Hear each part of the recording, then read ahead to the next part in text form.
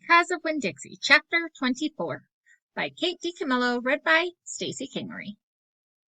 Me and the preacher started walking and calling Winn Dixie's name. I was glad it was raining so hard, because it made it easy to cry. I cried and cried and cried, and the whole time I was calling for Winn Dixie. Winn Dixie! I screamed. Winn Dixie! The preacher shouted.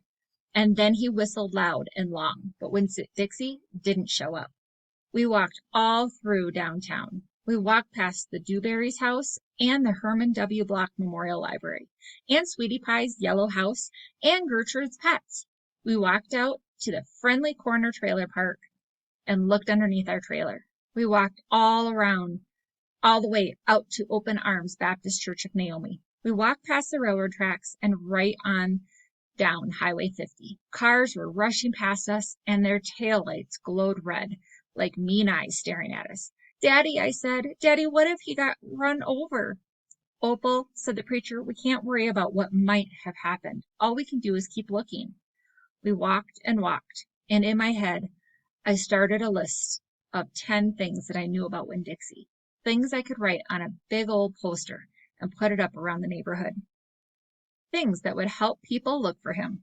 Number 1 was that he had a pathological fear of thunderstorms. Number 2 was that he liked to smile using all of his teeth. Number 3 was he could run fast. Number 4 was that he snored. Number 5 was that he could catch mice without squishing them to death.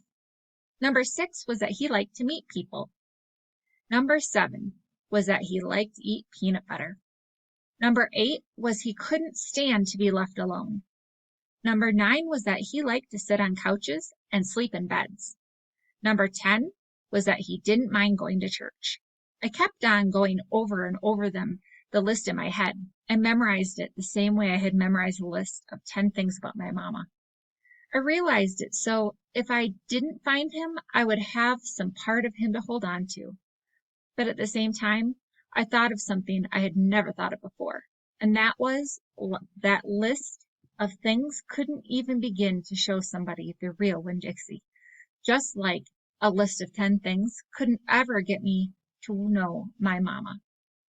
And thinking about that made me cry even more. Me and the preacher looked for a long time. Finally, he said we had to quit. But Daddy, I said, Winn Dixie's out there somewhere. We can't leave him.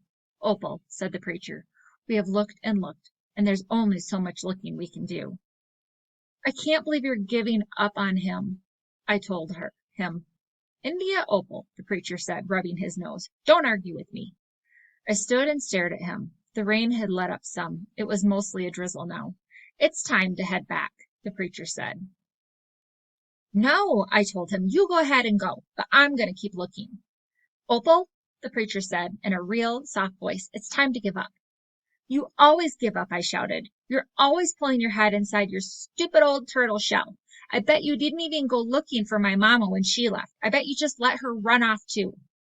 Baby, said the preacher, I couldn't have stopped her. I tried. Don't you think I wanted her to stay too? Don't you think I miss her every day? He spread his arms out wide and then dropped them to his side. I tried, he said. I tried. Then he did something I couldn't believe. He started to cry. The preacher was crying. His shoulders were moving up and down, and he was making snuffly noises. And don't you believe that losing Winn Dixie doesn't upset me as much as it does you? He said, I love that dog. I love him too. Daddy, I said, I went and I wrapped my arms around his waist. He was crying so hard he was shaking. It's all right, I told him. It's okay. Shh, I said to him like he was a scared little kid.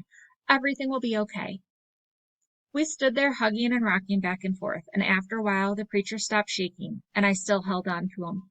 I finally got the nerve to ask the question I wanted to ask. Do you think she's ever going to come back? I whispered. No, said the preacher. No, I do not. I've hoped and I've prayed and dreamed about it for years, but I don't think she'll ever come back. Gloria says that you can't hold on to anything, that you can only love what you've got while you've got it. She's right, said the preacher. Gloria Dump is right. I'm not ready to let Winn Dixie go, I said. I had forgotten about him for a minute. What with thinking about my mama.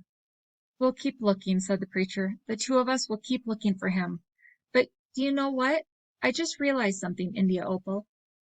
When I told you your mama took everything with her, I forgot one thing, one very important thing that she left behind. What? I asked. You, he said. Thank God your mama left me you. And he hugged me tighter. I'm glad I've got you too, I told him, and I meant it. I took a hold of his hand, and we started walking back into town, calling and whistling for Winn Dixie the whole way.